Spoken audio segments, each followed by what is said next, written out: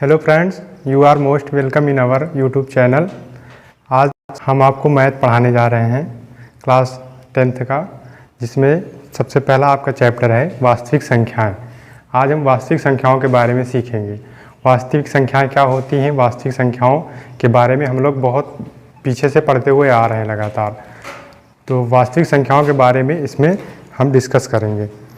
तो सबसे पहला है वास्तविक संख्याएं, रियल नंबर्स, जो आपके चैप्टर का नेम है।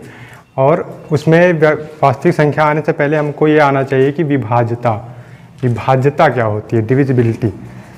तो नंबर से आप लोग तो परिचित होंगे ही, बहुत पहले से ही नंबर से खेलते हुए आप लोग आ रहे हैं लगातार। छोटे से ही आप लोग नंबर्स के बारे में सुनना, जैसे होता है ना कि इंग्लिश में होता है अल्फ़ाबेट, उसमें भी लेटर्स होते हैं। हिंदी में होता है आपका, उसमें भी आपका आ से ज्ञ तक होता है। उसी तरह मैथ में भी होता है, जिसमें हम नंबर्स को सॉल्व करते हैं, संख्याओं को ही सॉल्व करते हैं, संख्याओं के बारे में जानते हैं। अब संख्याएं भी कई प्रकार की होती हैं। तो सबसे पहले जो हमारी संख्या होती है वो क्या होती है, प्राकृतिक संख्या होती है। क्या होती है, प्राकृतिक संख्या। उसके बारे में हम समझेंगे।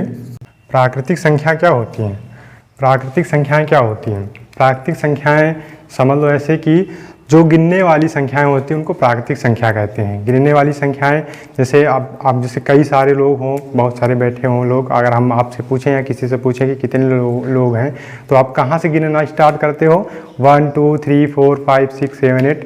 यही क्या है, आपकी वास्तविक प्राकृतिक संख्याएँ हैं। तो जहाँ से हम लोग गिनना स्टार्ट करते हैं, प्रारंभ करते हैं, वो क्या होती है, आपकी प्राकृतिक संख्याएँ होती हैं। 1 2 3 4 5 6 7 8। तो प्राकृतिक संख्याओं को इंग्लिश में हम लोग बोलते हैं नेचुरल नंबर से बोलते हैं, जिसको n से डिनोट करते हैं। और क्या होती है वो, 1 2 3 4 एंड सो ऑन। तो जो सबसे छोटी प्राकृतिक संख्या होती है वो क्या होती है, 1 होती है।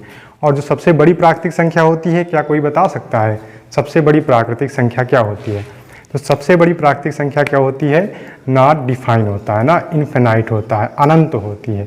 अगर आप कहेंगे 1 लाख होती है सबसे बड़ी, तो हम कहेंगे कि उसमें भी 1 जोड़ दोगे तो उससे भी आगे, उससे भी ज़्यादा हो जाएगी। तो इसलिए प्राकृतिक संख्या जो होती है वो कि सबसे छोटी जो प्राकृतिक संख्या होती है वो 1 होती है, और जो सबसे बड़ी प्राकृतिक संख्या है वो क्या होती है, अनंत होती है। अभी तक उसको आप गिनते चले जाएंगे, कभी वो एंड नहीं होगा। प्राकृतिक संख्या के बारे में आप समझ चुके हैं। उसके बाद पूर्ण संख्याएं होती हैं। प्राकृतिक संख्या के बाद क्या आता है, पूर्ण संख्याएं। प्राकृतिक संख्याएं के बाद क्या आता है, पूर्ण संख्याएं। पूर्ण संख्याएं क्या होती हैं। अब प्राकृतिक संख्या के बारे में तो आप बिल्कुल समझ चुके हैं कि हाँ, जो गिनने वाली संख्याएं होती हैं प्राकृतिक संख्याएं होती हैं। 1 2 3 4 ये सब प्राकृतिक संख्याएं हैं।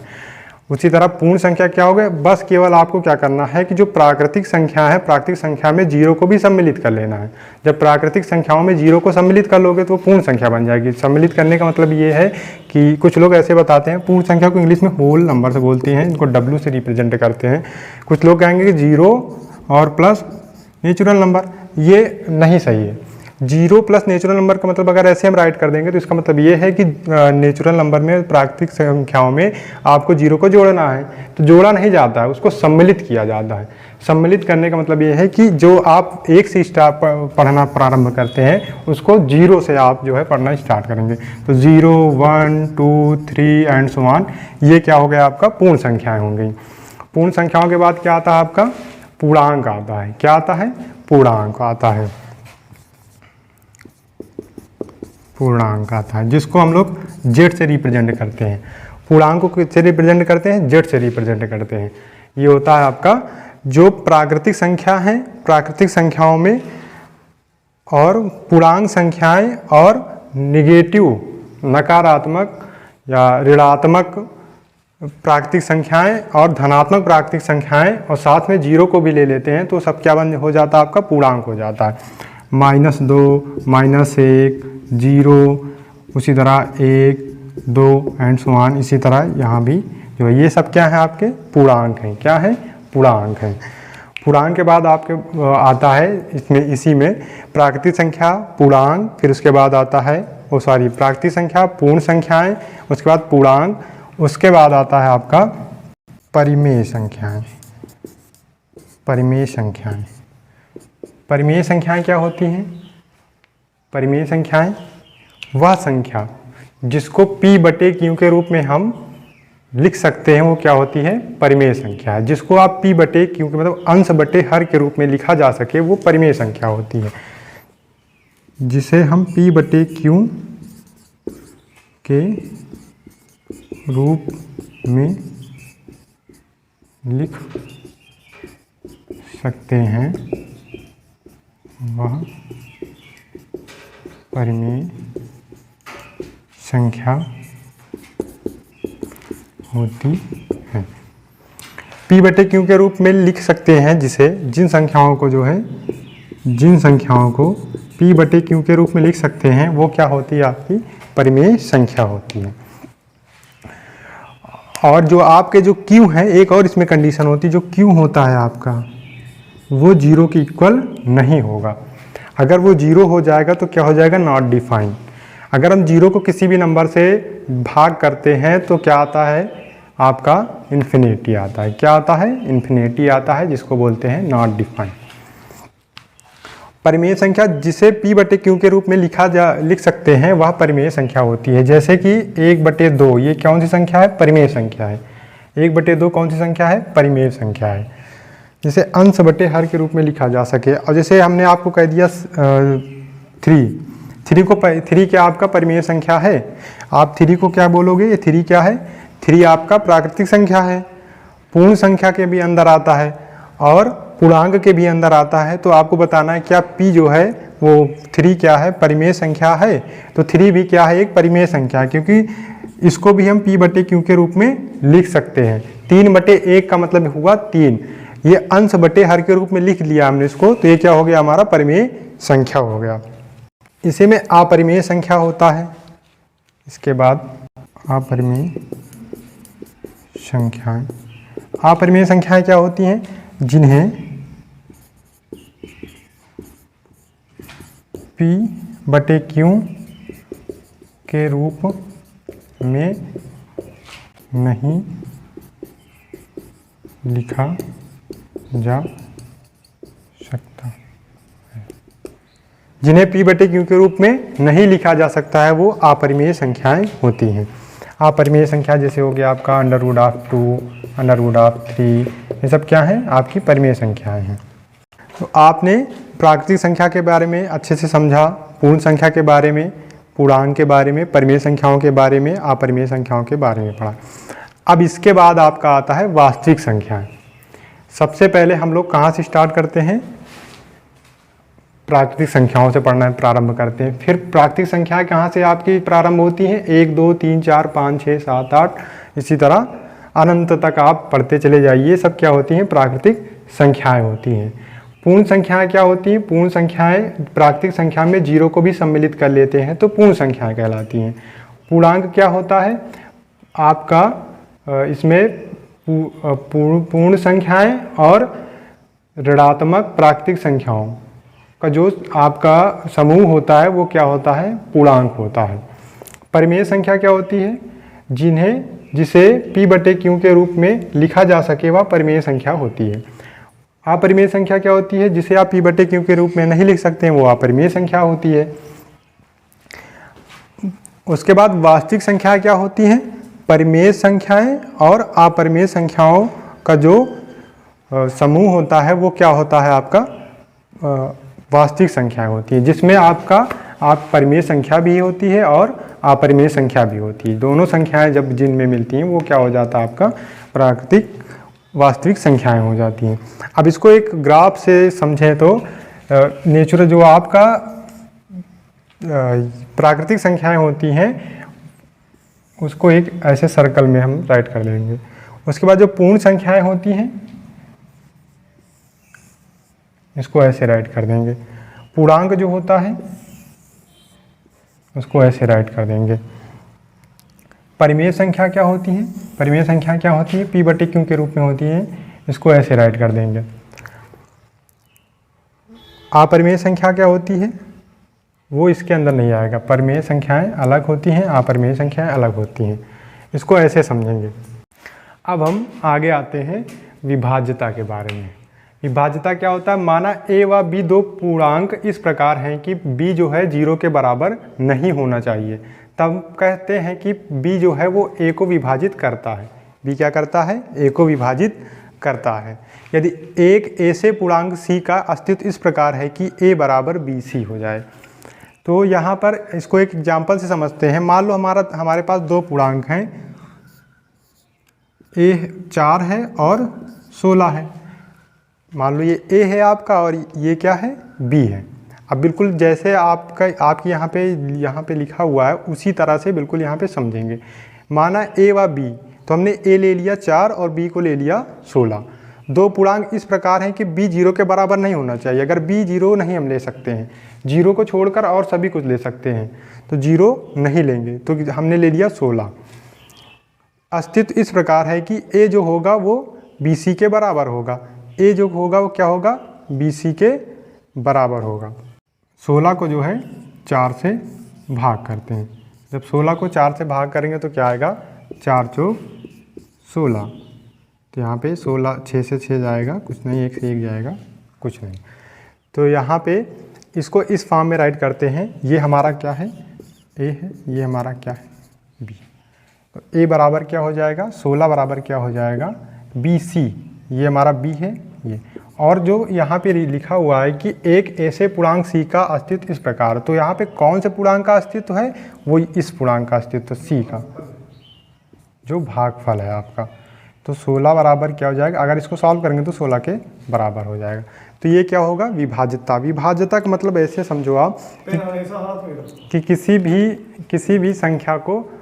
भी संख्या को भाग करते हैं तो पूरी तरह से विभाजित हो जाती है, जिसका शेषफल हमको क्या प्राप्त होता है, 0 प्राप्त होता है। तो वो इस प्रकार से विभाज्यता को हम समझेंगे। और इसमें एक और जो एक ऐसे पूर्णांक का अस्तित्व है, वो क्या पूर्णांक आपका है, 4 है। अब आगे हम डिस्कस करेंगे। ये आपका है भाज्य, ये है आपका भाजक, और ये क्या है आपका भागफल। ए को हम भाज्य बोलेंगे, बी को भाजक बोलेंगे और सी को भागफल कहेंगे। अब आगे हम डिस्कस करते हैं जो है यूक्लिड विभाजन प्रमेय का, जो आपके इस चैप्टर में मेन है। वास्तविक संख्याओं में यूक्लिड विभाजन प्रमेय का जो जरूरी है, उसको अब डिस्कस करते हैं। यूक्लिड विभाजन प्रमेयिका। अब हम क्या पढ़ेंगे, यूक्लिड विभाजन प्रमेयिका के बारे में।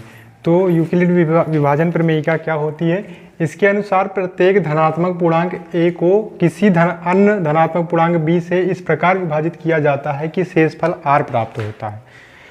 दो आपके धनात्मक पूर्णांक होंगे। धनात्मक पूर्णांक से मतलब ये है कि आपको दो प्राकृतिक संख्याएं लेनी है, आपको ऋणात्मक पूर्णांक नहीं लेना है। इसलिए यहाँ पे लिख दिया गया है कि दो धनात्मक पूर्णांकों को लेना है।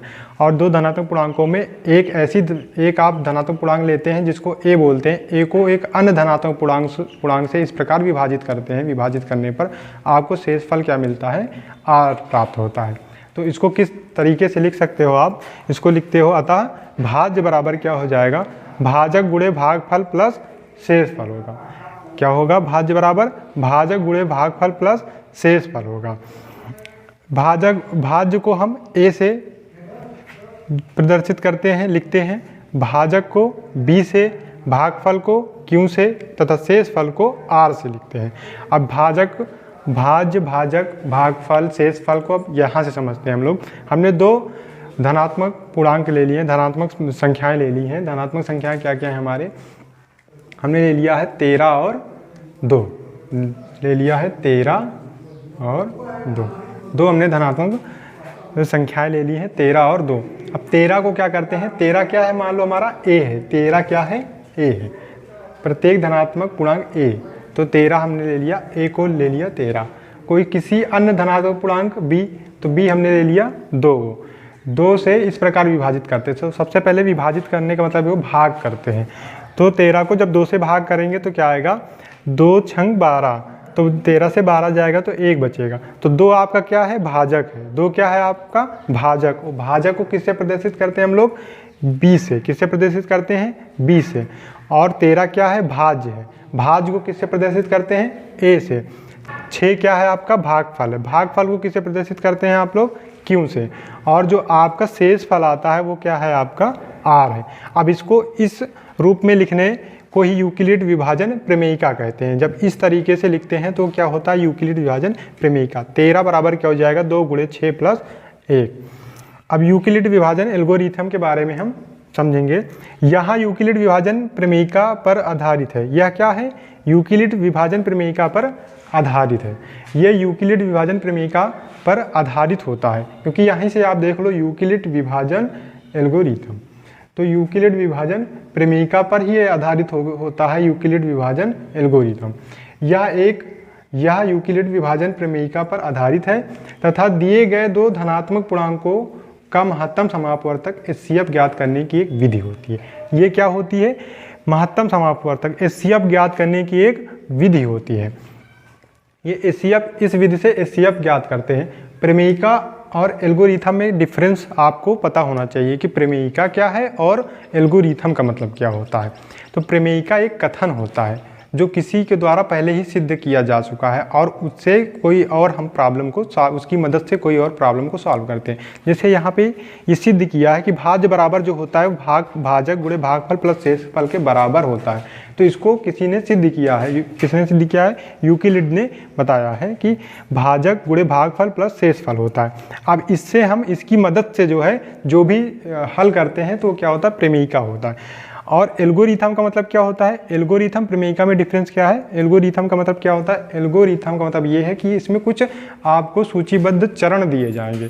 इस चरण स्टेप वाइज होता है। इसमें स्टेप वाइज अब इसकी मदद से जो है हम लोग क्या निकाल सकते हैं, HCF निकाल सकते हैं, यूक्लिड विभाजन एल्गोरिथम। तो एल्गोरिथम क्या है, इसमें एक आपको सुपरिभाषित चरण दिए जाते हैं जिसकी मदद से आप HCF निकाल सकते हैं। तो यहाँ पर हम 2 संख्याएं लेते हैं और 2 संख्याओं का यूक्लिड विभाजन एल्गोरिथम की मदद से HCF निकालते हैं। तो हमने 2 संख्याएं ले लिया है। पहली हमारी जो संख्या है उसको लेते हैं। तो यहाँ पे हमने A बराबर 196 व B बराबर 3822 दो पूर्णांक ले लिए हैं। और दोनों कौन से पूर्णांक होने चाहिए, आपके धनात्मक पूर्णांक होने चाहिए, क्योंकि जो हम इससे जो निकालते हैं महत्तम समापवर्तक इसकी मदद से, तो 2 धनात्मक पूर्णांकों का ही निकालते हैं। तो हमने एक ले लिया, A बराबर 196 व B बराबर 3822। ये 2 आपके धनात्मक पूर्णांक हो गए। अब इसकी मदद से हम यूक्लिड विभाजन एल्गोरिथम की मदद से कैसे इसका HCF निकालते हैं। HCF तो आपने बहुत तरीके से निकाला होगा। एक होता है प्राइम नंबर से, जो प्राइम फैक्टर से निकाले होंगे, तो कई तरीके होते हैं, लेकिन इसकी मदद से जो है बड़ी से बड़ी संख्याओं का भी आप निकाल सकते हैं HCF। तो यहाँ पे आपको सबसे पहले क्या करना है, देखना है कि जो आपको 2 संख्याएं दी गई हैं, दोनों संख्याओं में जो सबसे पहले कंपेयर करना, तुलना करना, कौन सी संख्या बड़ी है कौन सी संख्या छोटी है। तो यहाँ पे आप देखोगे जो 196 है वो क्या है, छोटी है 3822 से। तो क्या करना होगा आपको, ये क्या हो जाएगा आपका भाजक, ये क्या हो जाएगा भाजक, ये क्या हो जाएगा भाज्य। अब भाजक और भाज्य A और B की मदद से आपको Q और R को निकालना है। Q R का मतलब बताएं हम, Q का मतलब होता है आपका भागफल और R का मतलब होता है शेषफल होता है। तो इसकी मदद से हम निकालते हैं। तो सबसे पहले क्या करेंगे, इसको हम इस फॉर्म में राइट करेंगे। अब 196 से 3822 को भाग करेंगे। तो यहाँ पे 3822, यहाँ पे आपको भाग करने के भी नियम बताए होंगे कि कैसे भाग करते हैं। यहाँ पे देखो कितने अंक हैं, 3 अंक हैं। तो सबसे पहले आपको जब 3 अंक है, 2 अंक है, 1 अंक है, तो आपको उतने ही अंक देखना है यहाँ पर भी। तो 3 अंक यहाँ पर भी हैं, तो 3 अंक यहाँ पर देखते हैं। तो यहाँ पर 196 है, यहाँ पे है 382। अब 382, 196 क्या छोटा है, 382 बड़ा है। तो बिल्कुल आराम से हम 196 का भाग कर सकते हैं, इससे भाग कर सकते हैं। तो ये कितने बार जाएगा, अगर 2 बार ले जाएंगे तो ज़्यादा हो जाएगा, तो 1 बार ही ले जाते हैं। तो 1 बार ले जाएंगे तो क्या आएगा 196।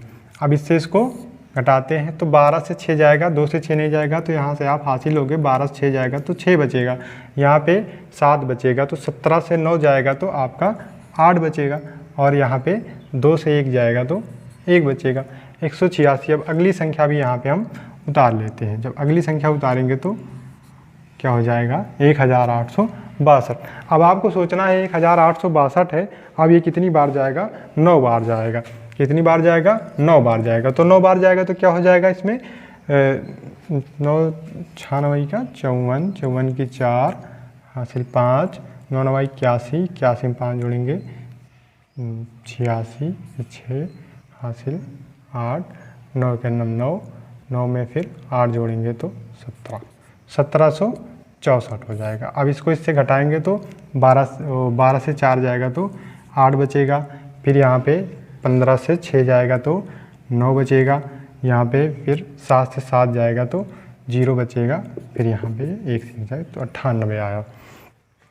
अब आपको क्या करना है, यहाँ पर अब 196 ये क्या है 98 है। तो आपको यूक्लिड विभाजन प्रमेयिका यहाँ पे राइट करना। यूक्लिड विभाजन प्रमेयिका क्या होती है, भाज्य बराबर भाजक गुणे भागफल प्लस शेषफल। अब यहाँ पे देखो आपका शेषफल r क्या होना चाहिए 0। अगर r आपका यहाँ पे जब 0 आ जाएगा तो जिससे आपने भाग किया है वही क्या हो जाएगा, इन दोनों संख्याओं का HCF हो जाएगा। तो लेकिन यहाँ 0 नहीं आया तो अब क्या करते हैं पुनः इससे अब यहाँ पे क्या करते हैं, फिर 196 को 98 से भाग करते हैं।